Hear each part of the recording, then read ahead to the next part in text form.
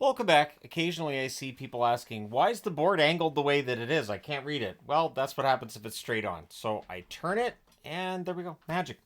All right, so Florida came in tonight and they had a job to do. They had to basically fight their way through the fact that they were delayed coming in until 20 minutes before the start time. There was speculation about whether or not Florida would come out flat. Notice I didn't even report on it because I have seen too many times over my time watching hockey that there's an assumption a team came in late. No, they're not going to be that great. And then that's not how it ends up turning out. Now, Bobrovsky clearly not affected one way or the other. Bobrovsky has now stolen 2 of the 3 games in the Stanley Cup Final. Bobrovsky to me is the Conn Smythe winner. I'd be very surprised if it goes to anybody else. Although if it goes to Barkov, I can't argue with it. If it goes to Forsling, again, can't argue with it. So it was Bobrovsky versus Skinner. Kane, Carrick, Desharnais all out of the lineup. So Perry, Ryan, and Ceci were in. I don't know if those 3 players had been in the lineup if it would have made much of a difference. McDavid's denied from the inner slot right away. The mockery of Bobrovsky begins. It doesn't work. Spoiler alert. Things are pushy on a hold by Skinner. Puck nearly goes past Skinner off Broberg. There's a quick whistle there when Skinner doesn't technically have it. Verhaeghe has a turnover chance that's held. The shots are 4-2 for Florida 3.5 minutes in. So they're doing what Florida does, generating all those chances early. Mikkel has a rush chance that's saved. There's a power play for the Panthers via an offensive zone penalty by Nugent Hopkins. There's an early cycle. Puck's cleared out. It's cleared out again. There's a shorthanded chance for Brown. He's denied in close. There's a late cycle and another clear ends it. No shots on net. So Florida had 1 power play the entire night. So if anybody wants to talk about officiating and all that, I'm sure it'll be in the comments below. But yeah, that Oilers power play when it had chances, it really didn't. I mean, it's just Florida's done a great job of keeping all that under control. Draisaitl fires one wide on a rush. Verhaeghe has a net drive chance that's held. The Oilers press at 8 minutes. Janmark has a jam attempt that's saved. Lawrence had a rush chance that's saved. And then the Oilers, they draw a power play. They cycle. McDavid's denied. There's more cycling. Nugent Hopkins has a shot that's blocked. Bouchard has a chance that's blocked as well. And then Florida clears it out. Draisaitl's robbed on a cross-ice pass. McDavid fires one wide, I should say. And then the Florida Panthers clear it out to end that. 1 shot on net for the Oilers on that power play. And a crossbar for Nugent Hopkins during the power play as well. Bennett has a net feed that's picked off. The Oilers rush the other way. There's a near miss for Verhaeghe as the Panthers get some pressure. Ekholm to McDavid, near miss. The Oilers go back to the power play. There's an early clear. Then the Oilers cycle. Draisaitl has a shot that's blocked. More cycling. McDavid to Hyman, near miss. So there are a couple of near misses for the Oilers there, just not quite able to connect on those passes. Bouchard has a blast that's kicked aside. Draisaitl has a shot that's saved. Power play's killed off. 2 shots on net. Hyman then has a chance after the power play's done. That's held as well. Things are pushy on the next hold by Bobrovsky. Pretty good shift by the Oilers' 4th line there. And then we get 2 minutes of 4-on-4 out of that. And during the 4-on-4 at 18:58, Reinhart just tips one in. Forsling and Barkov with the assists on that one. So kind of out of nowhere, Florida's ahead 1-0. And it was just, it is that fast where Florida doesn't need a lot of time. They just need that opportunity. It's going to go in the net. Oilers look to respond. There's a near miss for Nugent Hopkins, but it's 1-0 for Florida after 1. Second period, the Oilers press at 1.5. Bennett fires one high on a rush. Then the puck goes the other way. And at 1:49, Foegele buries one on a break the other way. Nice pass by Henrique to set him up there. And on the fast break, it's a tie game for Foegele. I believe they said it's his first in 17 games. So there you go. Pozo then is turned aside as the Panthers look to respond. Montour's denied. Rodriguez can't bury one in close right after that. The Oilers press at 4.5 minutes. There's pushing on hold by Bobrovsky, which again was kind of the thing. So for people who are expecting like this Mad Max style of game or slapshot style of game, were you disappointed tonight? Because I said we're not going to see that. I kept saying, oh, McDavid and Draisaitl better keep their heads up. No, for Florida, winning the Stanley Cup is far more important than doing something stupid to get revenge for somebody who's in the lineup and playing well. So the Panthers get pinned down a bit. Brown has a tip shot that's held. There's some more pushing there. The shots are 4 apiece at 6.5 minutes. Ekholm fires one wide as the Oilers have some momentum in this. Bouchard has a slap shot that's held. Nugent Hopkins can't bury one in close as he was blocked out of the way.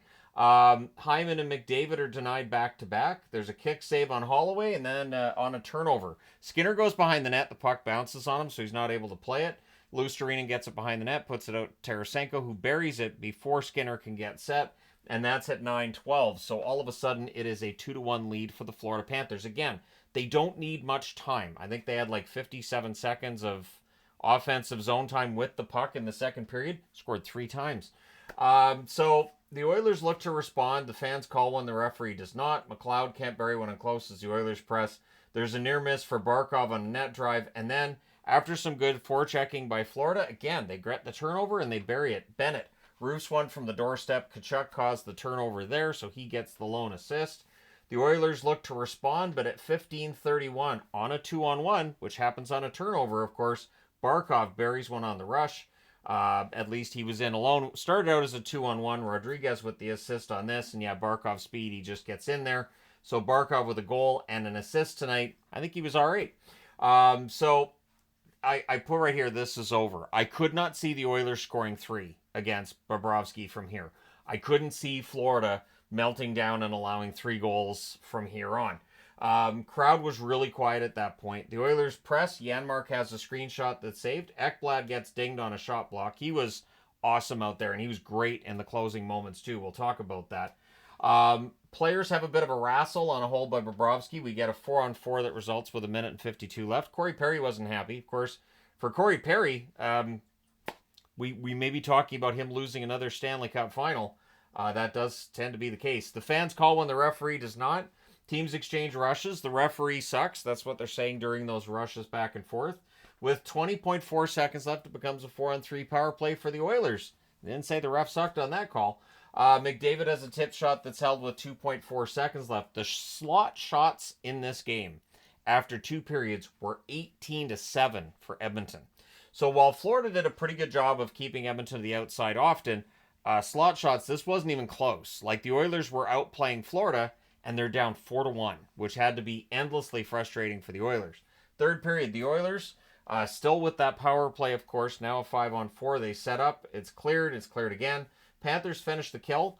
Just the one shot by McDavid towards the end of that second period. That's all the Oilers managed on the power play. So again, when the Oilers have had the power plays, and they had the lion's share of power plays in this game, they've been able to generate nothing against Florida. Nurse has a shot that's blocked. The Panthers rush. Things are pushy on a hold by Bobrovsky. The Oilers had the only shot on net 4 minutes in. The Oilers press. They're kept to the outside. Opozo has a sharp angle shot that's held. Then there's a press by the Oilers, and they score.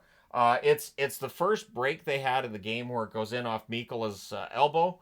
Broberg gets credited with that goal at 6:02 from McDavid and Nurse. So McDavid ends up with a couple of helpers tonight. That's not what he wanted. Of course, he wanted the win. The Oilers press for another. The Panthers then get some pressure at 7.5 minutes. Halfway through the period, the shots are 4-3 for the Oilers. What's interesting is the Oilers only managed 2 shots the rest of the way. Panthers have a 2-on-1 that's broken up, and the Oilers were turning it over a little bit because they're really pressuring, they're really pressing, they're trying to, they're playing that desperate hockey, which can lead to some more breaks the other way. Panthers press are kept to the outside. We're down to 7 minutes left. And then at 14:43, this game gets really interesting. McLeod tips one in. Kulak and McDavid with the assists. So McDavid with a couple of helpers in the third. Suddenly it's 4-3. And I don't think the Oilers managed another shot on net after that. The Oilers do press to tie. The fans are getting really loud. The Let's Go Oilers chants are there. There's some mockery of the goaltender in there as well. The Oilers press with 3.5 minutes left. The fans call one. The referee doesn't, so he sucks, right? The goalie pull happens with 1.5 minutes left. The Oilers call a timeout with 1:01 left. They had some chances. Panthers ice the puck with 49.7 seconds left. And then on the ensuing faceoff, like Ekblad plays that puck up against the boards and keeps it there for about 25 seconds. And then they clear it. So they hold on. They run out the clock. Florida wins in Edmonton 4-3. They go up 3-0 in this series. So if you believe the Oilers can win this, they're going to have to do it reverse sweep fashion. Basically, what you're looking to do on Saturday is at least get a win at home. Don't get swept is what the Oilers are going to be looking to do on Saturday. Shots on net, 13-10 Oilers in the first, 16-8 Oilers in the second, 6-5 Oilers in the third. Even though the Oilers scored twice, Florida's defense was pretty good there. Final shots are 35-23 for the Oilers. The Oilers outplayed them most of the night. Doesn't matter. In the end, Florida wins. Same story as game 1. The Oilers outplay Florida. Doesn't matter.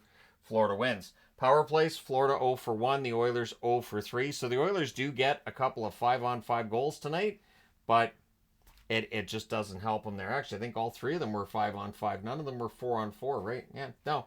All right, so hits 37-32 for the Oilers. So the Oilers out-hit Florida tonight. They outshot Florida tonight. They outchanced Florida tonight, and they lost. Why? Because Bobrovsky, 32 saves on 35 shots. Again, he's got to win the Conn Smythe. Skinner, 19 saves on 23 shots. Not on Skinner. It's just Bobrovsky's been fantastic. So, let me know your thoughts in the comment section below as always. Don't forget to hit like and subscribe if you've not done so already. And yeah, Saturday, this may very well be the end of the series. It could be a short series, and it happens. But let me know your thoughts. Hit like and subscribe if you haven't done so already. Thank you guys so much for watching, for all your support. I will talk to you again soon.